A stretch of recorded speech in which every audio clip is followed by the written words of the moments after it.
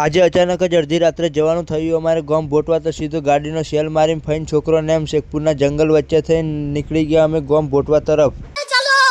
તો મિત્રો ગામમાં ડીજે બંધ થયાના ઘણા સમય બાદ આજે બાજુના ગામમાં વાગતું ડીજે એટલે અમે બંને એટલા ખુશ હતા કે શું વાત કરું તમને યાર। સીધા ખાટલામાંથી ઉઠીને પહેરે કપડે નીકળી પડ્યા છે તે બાજુના ગામમાં ડીજે જોવા। आइए देखते हैं मजा आएगा।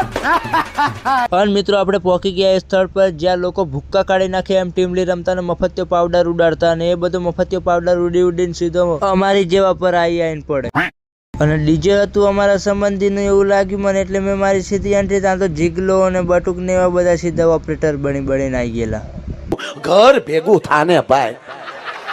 અને ઓપરેટર ભાઈ ગપુલી એવી જોરદાર મેલ દીધી કે 80 વનના ડોહા ઉસા કૂદવા લાગ્યા ને એક અમારે જે તે 20 વનની જવાનીમાં તે બધા મોજ શોખ છીનવી લીધા સાહેબ। એમ થાય છે કે ઢોકણી પોણી લીમ બુડી મરું યાર। अच्छा। અને આપણા ખોળલ સાઉન્ડ વાળા ટીમલી એવી જોરદાર વગાડે કે ભલભલા લોકો કૂદવા મરી પડે। અરે કૂદવાનું મન તો મને ઘણું થાય છે સાહેબ, હું કરું પણ વગર આમંત્રણે હું અહીંયા પારકા ગામમાં પહોંચી ગયેલો, જે ગામમાં મને કૂતરું નતું ઓળખતું યાર।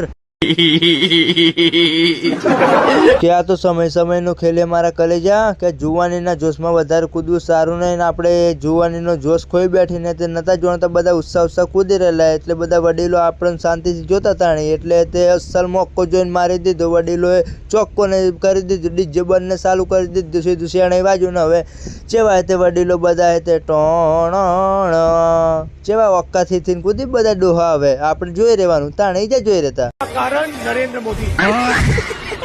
તો ચાલો મિત્રો મળીએ ટૂંક જ સમયમાં એક નવા બ્લોગમાં।